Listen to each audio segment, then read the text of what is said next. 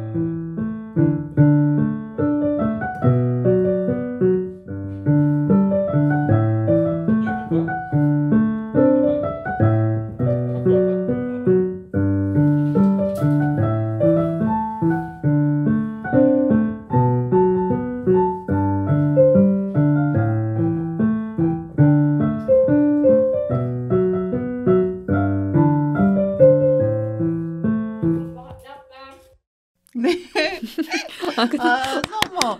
기쿠지로의 여름의 OST였는데 지금 뭔가 묘하게 음이 왔다 그 손가락 순서나 이 높낮이는 틀리지 않았는데 음이 약간 다른 음을 짚은 것 같았는데 정확히 뭐가 틀렸는지는 모르겠지만 이 기묘하고 오묘한 연주, 어린이 라디오에서만 들을 수 있는 연주입니다. 네, 오늘 여기 오면서 차 안에서 이 음악을 들으면서 왔거든요. 제가 워낙 기타노 다케시 감독 영화를 좋아해서 기쿠지로의 여름이 너무 반가웠어요. 약간 변주 재즈라고 해야 되나? 그렇게 해석할 수도 있겠는데요. 변주고 그러면 또 말이 되죠. 약간 그 단조로 입으로 조옮김을 하면서 새롭게 편곡한 우리 서우 버전의 썸머. 그렇게 생각하니까 더욱더 신비롭네요. 선생님이 막 네. 너무 좋아하셨어요. 네, 자주 듣거든요. 아, 그러시구나. 그리고 이 영화를 굉장히 좋아해서 많이 봤어요. 반복해서. 좋아하는 거는 같은 거 여러 번 듣고. 영화도 좋아하는 건 여러 번 보고 그런 편이에요. 예술가들은 뭔가 한우물을 파는 그런 게 있어요. 다음 사연은 양평 단월초등학교 김정빈 어린이가 보내준 사연인데요. 우리 가족을 소개합니다. 저희 가족은 엄마, 아빠, 나, 오빠 이렇게 4명입니다. 보통의 가정은 엄마와 아빠가 많이 싸울 텐데 저희 가족은 엄마와 오빠가 맨날 싸웁니다. 저희 오빠는 이제 사춘기인데 사춘기와 중2병이 합쳐진 듯 게임만 합니다. 키가 181cm로 키는 크고 운동은 못하고 엄마 손과 썩입니다. 엄마는 집안일을 하고 잔소리를 하고 스트레스를 주기도 하고 받기도 합니다. 오빠와 매일 싸우는데 불똥은 저한테 튑니다. 저희 아빠는 회계사입니다. 업무가 많은지 스트레스가 많은지 담배를 하루에 한 갑은 핍니다. 마지막으로 저는 우리 가족의 막내입니다. 저는 하는 게 없는데 숙제하라고 하면 그냥 짜증이 납니다. 야, 가족의 일면들을 쏙쏙 설명해 줬는데 진짜 현실 가족의 모습이죠. 그래도 엄마가 힘드신 걸 좀 인지하고 있는 것 같아요. 이렇게 스트레스를 주기도 하지만 받기도 한다. 아빠 담배 한 갑. 아버지 담배 끊으셔야 되는데 말이죠. 업무가 많은지 스트레스가 많은지 그거 알 건 다 아는 거예요. 왜 그런지에 대해서. 오빠에 대한 생각도 키는 크고 운동은 못하고 엄마 정말 너무 재밌었어요. 네. 표현이. 키가 크다? 그다음에 운동 못한다. 이걸 딱 댓글로 시켜가지고 저희한테 웃음을 주는. 나중에 크면은 오빠가 그때 왜 그랬을까 뭐 이래서 그랬나 보다 이런 생각이 들 텐데 지금은 이것밖에 안 보일 것 같아요. 그럴 수 있죠. 네, 저도 그랬던 것 같아요. 그래서 더 공감이 가시는구나. 오빠와 여동생. 학생 때는 각자 일정이 있으니까 집에서 대화할 수 있는 시간도 그렇게 많지 않았고 약간 남처럼 그러다가 나중에 크고 학교 생활하고 대학교 가서 생활하고 사회생활하고 하면서 예전의 모습들에 대해서 많이 생각이 나더라고요. 네. 그리고 선생님 동생이었으니까 자라면서 중학생이 되면 오빠가 중학생 때 그래서 이랬나 보다 이런 생각도 좀 할 수 있었을 것 같아요. 이렇게 재미있는 사연, 학교나 집에서 있었던 재미있는 일들, 고민 상담, 노래, 악기 연주 등의 솜씨 자랑을 어린이 라디오에 보내주세요. 팟빵, 유튜브, 어린이 라디오 네이버 카페, 카카오톡 채널, 이메일, 북프렌드 bookfriend@북프렌드.net으로 보내주시면 됩니다. 이제 우리 이야기 손님이신 김동수 선생님의 책을 낭독할 시간인데요. 선생님 어떤 책 갖고 오셨나요? 감기 걸린 날 읽어드리려고. 감기 걸린 날. 일단 낭독해 주시죠. 감기 걸린 날. 오늘은 눈이 많이 왔다. 엄마가 나에게 따뜻한 옷을 사다 주셨다. 새 옷을 입고 거울을 보았는데 자세히 보니 깃털 하나가 삐져나와 있었다. 깃털이 왜 삐져나왔을까 생각하다가 깜빡 잠이 들었다. 눈을 떠보니 내 앞에 오리가 여러 마리 모여 있었다. 오리 한 마리가 말했다. 내 옷 속에 든 깃털을 우리에게 주면 안 되니? 우리는 털이 없어서 너무 춥거든. 나는 옷 속에서 깃털을 하나하나 꺼내 오리들에게 심어주었다. 열심히. 마지막 한 마리까지. 야호! 오리들과 나는 멀리 있는 언덕으로 달려갔다. 썰매도 타고 숨바꼭질도 했다. 언덕 밑에 숨었을 때 갑자기 재채기가 나오려고 했다. 술래한테 들키면 안 되는데. 에치! 엄마는 내가 이불을 잘 덮고 자지 않아서 감기에 걸렸다고 하셨다. 아닌데, 오리들에게 옷 속에 든 깃털을 모두 주었기 때문인데. 그런데 이상한 일이 있었다. 바람이 불자 내 옷에서 깃털 하나가 빠져나온 거다. 분명히 우리들에게 다 주었는데. 다시 들어도 또 재밌네요. 예, 감기 걸린 날. 이 책이 제목도 어린이가 쓴 글씨처럼 되어 있고 안에 디자인이 마치 그림 일기처럼 그림이 있고 여기 글이 있는 이런 식으로 구성이 되어 있어요. 사실 감기 걸린 날 선생님의 첫 그림책인데 첫 책을 내자마자 그림책계에 해성과 같이 등장해서 베스트셀러가 된 책이기도 하고 이번에 선생님 모시면서 조사를 해봤더니 작년 10월에 감기 걸린 날 20주년 특별판 출간이 됐더라고요. 20년 동안 사랑을 받은 책이죠. 예, 그래서 너무 감사하고 베스트셀러라고 말씀은 해주셨는데 베스트는 아니고 그냥 스테디셀러. 처음 나왔을 때 엄청난 인기를 끌었죠. 예, 저는 그때 책이 나오고 나서 교류하는 사람이 없었어요. 그냥 출판계 분들이랑 교류를 잘 안 하고 있어서 그래서 인기를 별로 실감하지 못하셨군요. 이 업계 분들이 굉장히 인상 깊게 보신 줄 몰랐어요. 근데 이제 나중에 한참 있다가 한 5, 6년 정도 지났을 때 모임 자리, 행사 자리 같은 데 가면은 이 책 나왔을 때 너무 깜짝 놀랐었어요. 그런 얘기를 많이 들었어요. 그래서 이 책이 그랬나? 그냥 그림 일기와 같은 구성도 되게 독특했지만 무엇보다도 보통은 책 제목을 쓸 때는 인쇄체를 쓰게 돼 있거든요. 그게 더 깔끔하고 눈에 잘 보이기 때문에. 근데 이 감기 걸린 날은 표지 제목이 언뜻 잘 안 읽히잖아요. 어린이가 쓴 글자 같은. 선생님이 쓰신 건가요? 이거는 출판사 직원분의 아이의 글씨. 어린이가 쓴 거죠? 그러니까 저는 이렇게 못 쓰니까. 아무튼 어린이가 쓴 거는 확실해요. 네. 그래서 저는 이 표지만 보고 어린이 그림 이런 걸로 생각을 한 거예요. 그런 착각이 들 정도로 내용도 그렇고 특히 선생님 작품 중에서 학교 가는 날 그것도 비슷한 형식으로 되어 있는데 거기에 보면은 낙서 그림들이 정말 어린이가 그린 것 같았는데 그거는 제가 그린 거예요. 어떻게 그렇게 어린이가 그린 것처럼 그리실 수가 있는지. 제가 이 일 시작하기 전에 어린이 미술학원에서 일을 했었어요. 그래서 아이들 그림 많이 봤는데 아이들 거랑 이제 좀 제게 떨어지죠. 떨어지냐고요? 아이들 그림이 훨씬 예술성이 뛰어나.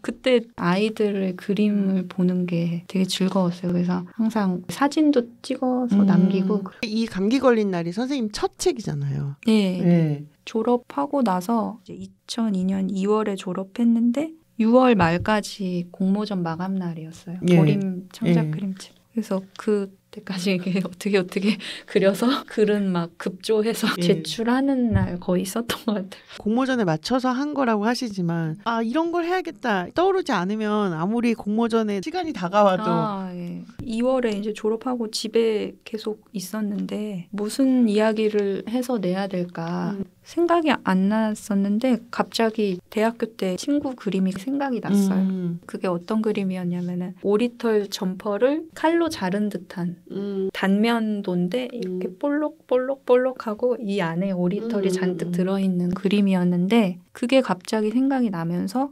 오리털 점퍼 속에 아이가 들어가서 오리들을 만나면 어떨까? 그런 생각이 갑자기 났어요. 근데 그 안에 공간을 표현하기가 너무 힘들 것 같았어요. 그래서 오리들은 어떤 추운 곳에 살고 있는 걸로 설정을 하고 아이가 꿈속에서 공간 이동을 해서 거기서 일이 벌어지는 그렇게 이야기가 그렇게 나오게 된 책. 그래서 항상 그 친구가 좋아해요. 그럼 얘기해주면. 넌 나에게 영감을 줬어. 재학 중에 그러니까 학생일 때 한국출판미술대전에서 대상을 받았다라고 했는데 그러고 나서 졸업하고 바로 준비해서 또 그림책을 공모전에 냈더니 바로 대상. 선생님은 지난 시간에도 보니까 남들한테 엄청 큰 일인데 마치 아무렇지도 않은 것처럼 어린 나이에 큰 상을 막 계속 받았잖아요. 어떠셨어요? 그때 소감이? 그 한국출판미술대전은 결과 발표 날 학교 PC실 거기 가서 검색을 했는데 제 이름이 있어서 뭐 상을 받을 수는 있겠지만 1등 상은 못 받을 줄 알았는데 저도 굉장히 깜짝 놀랐어요. 근데 부모님께 말씀드려도 이런 분야를 잘 모르시니까 그냥 그래 뭐 그냥 뭔가 상을 받았나 보다. 별 그런 거 없이 되게 감사했었고 거기서 상을 받아서 내가 이쪽에 소질이 있나? 그런 생각이 들었어요. 그래서 그래 도림 공모전에도 내볼만 하겠다. 혹시 상을 못 받아도 뭔가 포트폴리오가 그렇죠. 생기고 본선에 진출한 작품들에 대해서는 뭔가 멘트가 있었어요. 심사평. 네, 그런 거라도 한 줄 받고 싶어서 제가 막 이런 거 생각하고 있습니다. 봐주세요. 막 이렇게 찾아다닐 수 있는 성격이 못 돼서 그냥 여기에 내면 평가도 받을 수 있을 것 같아서 한번 내보자. 그래서 냈는데 또 연락이 온 거예요. 상 받았다고. 나 상 받았대 막 이렇게 하니까 부모님이 그래 근데 부모님은 그때도 또 모르시니까 그냥 뭐 받았나 보다. 그러고 만약에 상을 못 받으면은 1년 후에 또 내려고 했었어요. 근데 그 1년 동안의 시간을 생각해 보면은 굉장히 답답한, 그러니까 마치 재수생 같은 재수를 해보진 않았지만. 내가 과연 그 1년이라는 시간을 어떻게 보내야 될까 그런 걱정이 굉장히 많았어요. 근데 이렇게 받고 나니까 너무 홀가분하더라고요. 이제 나 할 거 다 했다. 친구들한테 밥도 사고.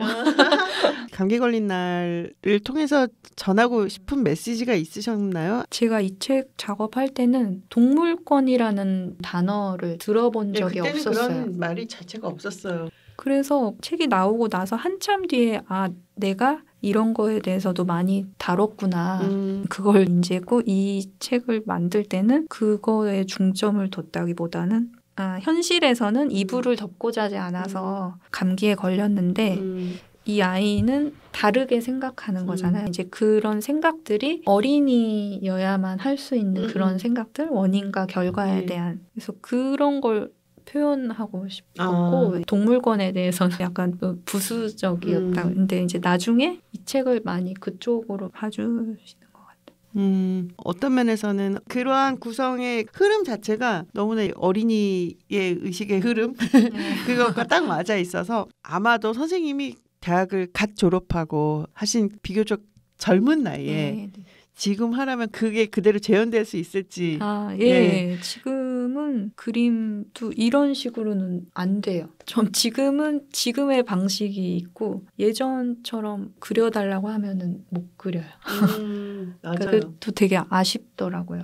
아쉽기도 하고 그래서 이 책이 보물이라고 한 게 이렇게 하고 싶어도 지금은 못 하니까. 네, 선생님한테는 정말 보물 같은 책. 오늘 보물을 읽어주셨네요. 고맙습니다. 노래 한 곡 들어볼게요. 의정부 사면초등학교 김준, 우승민, 오시안 친구들이 같이 불러준 노래입니다.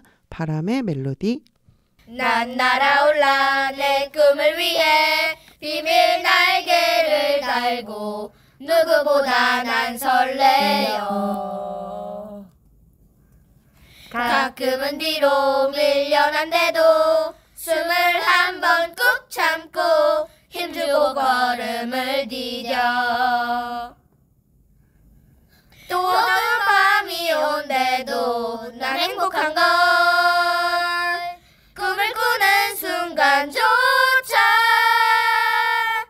날고 있으니까 아침이 오면 들리는 소리 온 세상이 숨쉬는 소리 햇살 틈으로 울리는 소리 온 세상이 잠 깨는 소리 더욱 가까이 기대도 된다는 바람결이 노래하는 멜로디.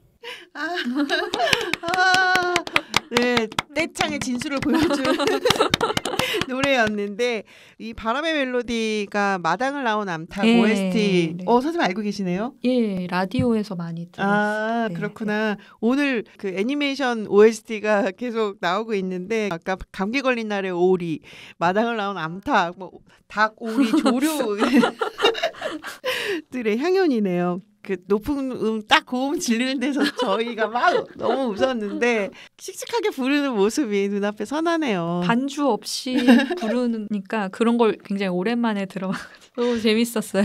선생님 아까 썸머도 그렇고 네. 이것도 그렇고 늘 듣는 곡인데 전혀 다른 느낌. 예, 이 곡이 아이유가 불렀다고. 예, 뭐 아이유 버전도 있고 또 다른 여자 가수분 것도 있고 그렇더라고요. 가수들이 부를 때랑 느낌이 완전히 예. 다르죠. 진짜 그 마당을 나온 암탉이 씩씩하게 퍼덕퍼덕 하늘을 날아가는 것 같은 느낌이 들었어요. 부르면서 새 친구가 되게 행복해하는 게 느껴졌어요. 우리 친구들의 기운 잘 받았습니다. 다음은 재미있는 동시 하나 소개해드릴게요. 서울용원초등학교 조예준 어린이가 보내준 동시인데요. 선생님이 읽어주시겠습니다. 농구공은 생각이 있나 봐. 조예준. 농구는 재미있다. 하지만 농구공은 찬스가 와서 슛을 쏘면 애매하게 안 들어간다. 또 쏴도 안 들어가고. 근데 시간은 가고 있고. 나는 땀을 흘리며 슛을 쏘고 있는데 안 들어간다. 점수는 2점 차이. 질까봐 심장이 벌렁벌렁 떨린다. 내 마음은 말한다. 어쩌지 내가 주장인데. 마지막 10초. 나는 달린다. 더 빨리 달린다. 1초 남기고 슛을 쏘니 들어갔다. 단 4점 차 우리 팀은 승리했다. 농구공은 다 생각이 있나 보다. 동시를 이렇게 긴박감 있게 쓸 수 있다는 게 너무 놀랍네요. 진짜 읽으면서 흥미진진했어요. 네, 그 농구공은 다 계획이 있나. 그리고 어린이들만의 문법으로 표현한다는 그런 생각이 들어서 진짜 재밌네요. 어린이가 주장이어서 이게 굉장히 또 부담감이 큰가 봐요. 예, 슛이 안 들어가고 또 쏴도 안 들어가는데 시간은 흘러가고 마지막 10초. 마지막 10초. 나는 달린다. 더 빨리 달린다. 1초 남기고 슛을. 와, 놀랍네요. 슬램덩크보다 훨씬 흥미진진하고 재밌는 동시였어요. 이렇게 스릴 넘치는 동시라니. 그래도 이겨서 너무 좋은. 아마도 이겼으니까 쓰지 않았을까. 근데 지는 것도 이 친구 솜씨라면 이렇게 네. 스릴 넘치게 우리가 농구 마치 보고 있는 것처럼 아슬아슬하게 잘 쓸 수 있을 것 같다는 생각이 들어요. 다음에도 또 경기 보내줬으면. 결과를. 네. 재미있는 동시 정말 잘 들었습니다. 다음은 원주 봉대초등학교 김다혜 기자가 보내준 내 핸드폰 어디 갔지? 라는 사연인데 직접 낭독해서 보내줬어요. 내 핸드폰 어디 갔지? 때는 일주일 전 한창 친구와 즐겁게 통화를 하고 있을 때였다. 막 친구에게 내 혈육이 얼마나 사악한지를 설명하려 하는데 갑자기 소름 돋는 생각이 내 머릿속을 스치고 지나갔다. 내 핸드폰 어디 갔지? 소스라치게 놀라 물으니 친구는 그걸 왜 나한테 묻냐고 타박하면서도 같이 찾아주겠다고 해줬다. 그렇게 해서 핸드폰 찾기 특공대가 급하게 꾸려졌다. 마지막으로 본 게 언제야? 친구가 물었다.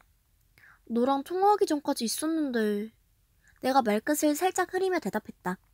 그러니까 친구가 주변에 있나 잘 찾아봐 하며 조언했다. 그렇게 해서 주변을 뒤지고 다니게 된다. 소파도 뒤져보고 침대랑 책상, 옷장, 심지어는 변기 안까지 다 뒤져보았지만 핸드폰은 보이지 않았다. 이번에는 작전을 바꿔보았다. 너네 동생, 아니, 너희 엄마 아들이 훔쳐갔을 수 있어. 동생 방 찾아봐. 그래서 동생 방도 다 뒤져보게 되었다.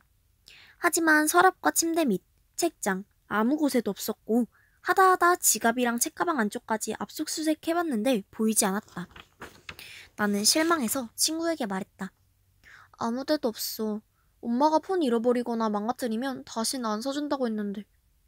그러자 친구는 어떡하냐 하면서 위로해 주었다.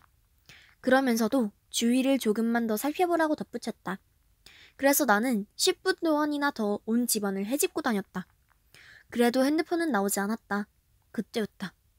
이제 포기하고 핸드폰 없는 삶은 얼마나 침울할까를 생각하고 있었는데 친구가 갑자기 무엇인가 떠오른 듯 외쳤다.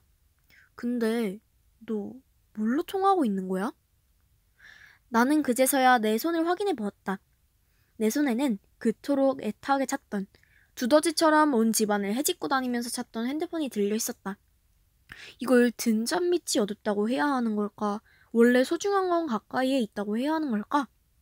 나는 기쁜데 황당한 이 어이없는 기분을 느끼며 친구와 한참을 배꼽 잡고 웃었다. 너무너무 재밌는 사연이었는데 되게 잘 읽죠? 우리 다혜 친구가 학교 방송국 아나운서래요. 어쩐지 읽는 게 저보다 훨씬 잘 읽는 것 같더라고요. 저는 이 사연이 너무 웃기기도 했지만 거의 30분 이상을 통화하면서 이렇게 집안을 돌아다닌 것 같은데 저는 그 사실이 더 놀랍네요.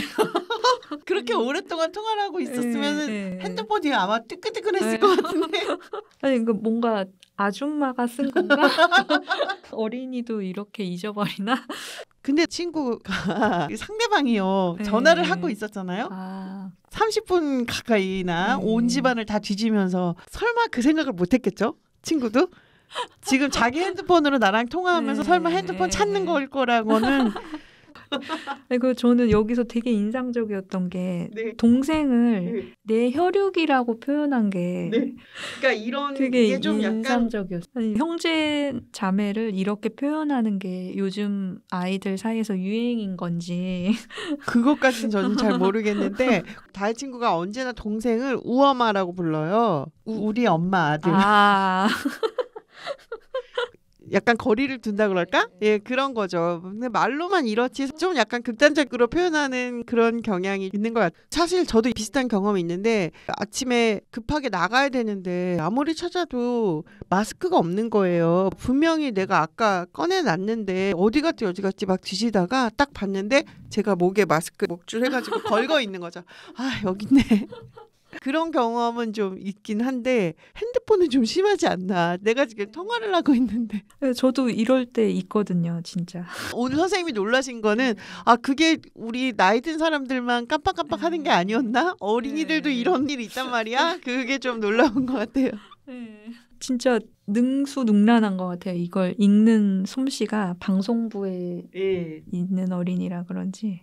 그래서 너무 잘 읽어서 이거 몇 번이나 연습했을까? 이런 생각마저 들 만큼 지문과 대사를 또 딱 구분해가지고 거기에 연기하듯이 목소리 연기 놀라운데요. 전화 연결하면서 우리 다혜 친구한테 방송국 아나운서니까 한번 사연을 읽어서 보내달라고 했더니 그 약속을 지켜줬네요. 예, 고마워요. 찜해놨거든요. 다혜 친구가 언젠가 자기가 어린이 라디오 진행을 하겠다. 와, 제가 해도 되나요? 이렇게 물어봤거든요. 네, 어린이 라디오 넘겨드릴 때까지 쑥쑥 잘 자라서. 그리고 저는 여기 처음 나왔으니까 뭐 이 라디오를 들어본 적도 없고 그래서 몰랐는데 이게 사연을 보냈던 친구들이 또 계속 보내는 게 많이 좋아하는구나. 정말 참여하는 걸 좋아하고 애청자들이죠. 그게 되게 좋은 것 같아요. 재밌게 읽다 보니 오늘도 마칠 시간이 됐어요. 선생님 2번에 걸친 방송 어떠셨나요? 처음에 올 때는 많이 긴장하고 왔는데 이제 이야기 하다 보니까 끝난다고 하니까 아쉬운 이런 라디오가 있다는 걸 처음 알았거든요. 근데 아이들의 놀이의 장일 수도 있고 뭔가 발산할 수 있는 곳이 있다는 게 그렇죠. 어린이들의 끼와 재능을 발산할 수 있는 곳. 이런 곳이 있다는 게 되게 다행이다. 선생님 널리 알려주시고요. 선생님 따님도 초등학생이라고 하니까 저희 애청자가 될 수 있다는 생각이 드는데 저도 한번 리코더를 솜씨나 사연도 보내주시고 또 열심히 들어주시고 구독과 좋아요도 눌러주시고 초대해 주셔서 감사합니다. 선생님 오늘 나와주셔서 너무너무 감사드리고요. 선생님과는 여기서 인사해야겠네요. 나와주셔서 감사합니다. 만나서 반가웠습니다. 감사합니다. 안녕히 계세요. 곰이랑 문이랑. 문이야, 또 책 읽고 있어? 고미도 이리 와서 같이 읽자. 싫어. 난 지금 너무 지쳐서 책을 읽을 힘이. 뭐 하느라고 그렇게 지쳤어? 잠깐. 문이야, 읽으면 바로 지치는 책이 뭐게? 글쎄, 두꺼운 책? 어려운 책? 아니면 수십 권짜리 대하소설? 맞네. 그런 책도 읽다 보면 지치지. 생각만 해도 지친다. 하지만 읽으면 바로 지치는 책이 있어. 그건 바로 지침서. 네, 여러분 오늘 방송 잘 들으셨나요? 우리 어라친 친구들 설레는 새학기가 왔네요. 즐거운 새학기 맞이하시고 주변 친구들에게도 어린이 라디오 많이 추천해주세요. 구독과 좋아요도 잊지 마시고요. 그럼 여러분 모두 안녕.